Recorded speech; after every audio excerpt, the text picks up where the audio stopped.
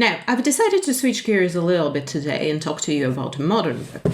Now, this is The Aviator by Evgeniy Vodolazkin. Since it's a modern book, I'm not going to give you a full spoiler recap as I do with classical texts, but give you a pitch and then share my impressions of the book. The pitch, however, is going to have maybe minor spoilers in it just by the very nature of the book. The novel tells the story of a man called Evgeniy Platonov, who one day wakes up in a hospital bed with no memory of who and where he is. The book is constructed through diary entries, first just by Platonov, and in the second part by his doctor and love interest as well. Over the course of the story, Platonov tries to reconstruct his life and memories that come in bursts of his childhood in pre-revolutionary Russia, of the revolution and the first years of the Soviet Union and the mass terror that came with it. There is one question though: how did he wake up in the year 1999? First and foremost, I like the book. It's not without its flaws, but overall enjoyable. It's rather difficult for me to engage with modern books anyways. They've yet to stand the test of time, so even picking one can be a bit of a problem. But this one in particular, it was recommended to me, so thank you to whoever did that for me. Can we talk about the cover art for a split second? The picture was specifically designed for the book. It's a picture by Mikhail Shemakin, and it actually gives quite a few spoilers away, but more importantly, I don't like it. I think if I just saw this book randomly in a bookstore, I would never have picked it up. But anyways, the author does a few things here. The most important part is the inner world of our protagonist. It isn't really about him adapting to the modern world. As he says, machines may change, but that's not what matters.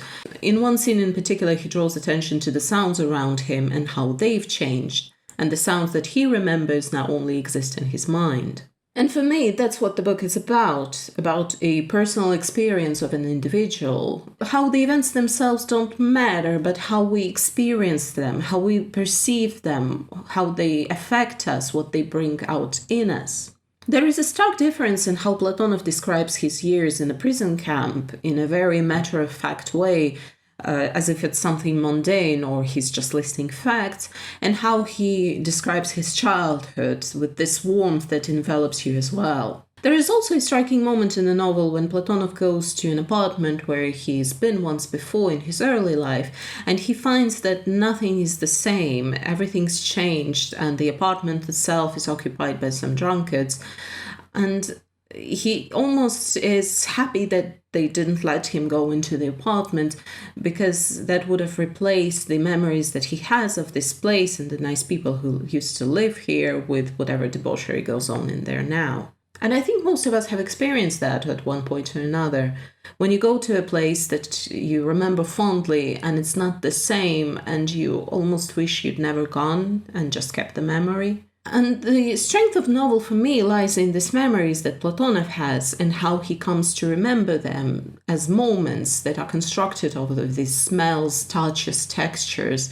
And this person becomes a mosaic of these experiences and not the events themselves. And there is a conflict in him as to who he is after all, how the experience in the prison camp and what led him to it affect him and reconcile him with him as a son, a friend, and a lover. There is a reveal at the end to a bit of mystery that's set up early in the book, and the reader can probably guess it, but that's not what matters. What matters is how Platonov works through it and understands it. There is an obvious parallel with a very famous classical text, but if I name it, it's going to be a huge spoiler, but if you read it, I think you will guess that one as well. But one of the ways that Platonov works through his experiences is through Christianity. There is obvious parallel to the Lazarus tale. The religious motif, however, comes in late in the book, in the last third of it, I guess. And as far as I understand it, it's about accountability, accepting your fate, and letting God be the judge of people's actions.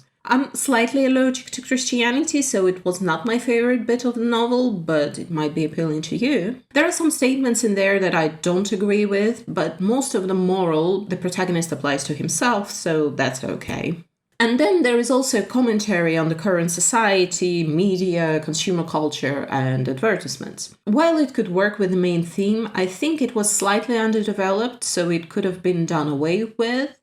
But not my book, not my rules. The scene with the oil and gas oligarchs in there is genuinely hilarious. I used to work in ONG, so I know what I'm talking about. It's extra funny.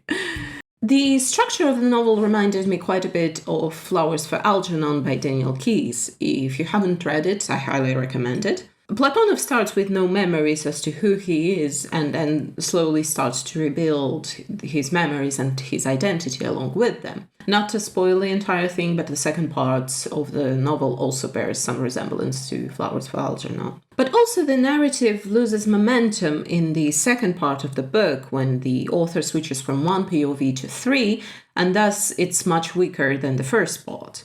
All three narrators describe the same mundane events, and while normally differing POVs should provide some insight and different perspective into the events, it barely does that, and thus it becomes repetitive. Also, the second part is when the random misogyny comes out, so that's not good. The author is, in general, not very nice to his female lead. But one criticism that I genuinely have is that the author tried to make the story a little bit too neat. And what I mean by that is that the characters he introduces always serve a narrative function, in a sense that they are either a callback to something or they themselves come back to play a significant role, but not in a way that you would expect. And to me, it made it an obvious product of fiction because some decisions about putting a specific character in a particular situations were dictated by the narrative, the moral, the point that the author tried to make, and not necessarily by the natural progression for that character. And because of that, they don't feel like real people, but narrative devices. It makes sense to do these callbacks in these two different time periods that Platonov exists in, but the author also does that within one time setting, and thus it feels too artificial simply because he does it so often. Similarly, the author gives two very different characters the same last name, and Platonov even laments the fact within this story of how cruel the destiny, but since the author does these callbacks and mirroring multiple times in the story, I'm less forgiving of it. It is no longer a coincidence that could realistically happen in real life, but a narrative choice. I think the book provides a good amount of food for thought, if nothing else, even if it is a little bit on the nose with its morals and criticisms. I think for me, it didn't teach me to live in the moment and appreciate every second, but rather reminded me how our memories are not just events and the images on our phones. Over the course of the story, Platonov remembers a number of phrases that are important to him, but he cannot place them as to who and when said them to him. He also remembers smells, feelings, touches, textures, and it happens to me as well when a particular smell brings back a memory, but not always. And now I'm wondering what I can do to remember things that way as well, or at the very least pay attention to them a little bit more. And it's probably not what the book was intending to do, but hey-ho, that's what I got, and it's good enough. Now, one last thing before we go.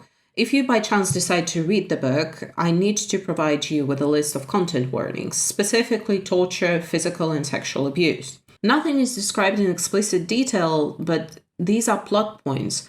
A good chunk of the story is set in a prison camp of Solovki, so it's not pretty. But for a modern piece of fiction, it's solid. It has an interesting plot, good writing, food for thought. So if you wanted to check it out, I can recommend it to you. A personal sidebar. So we go through the story, right? And there are some traumatic events that happen to him. And there is a tragic event that happens, and he and his love interest return home. And randomly, he's crying over here. And then you turn the page, and there's a random sex scene in here. And it completely threw me off. Because it says, it was our first night. As I entered her, I knew that she's gonna conceive today. And I'm like, holy shit. No, that's good. That's good.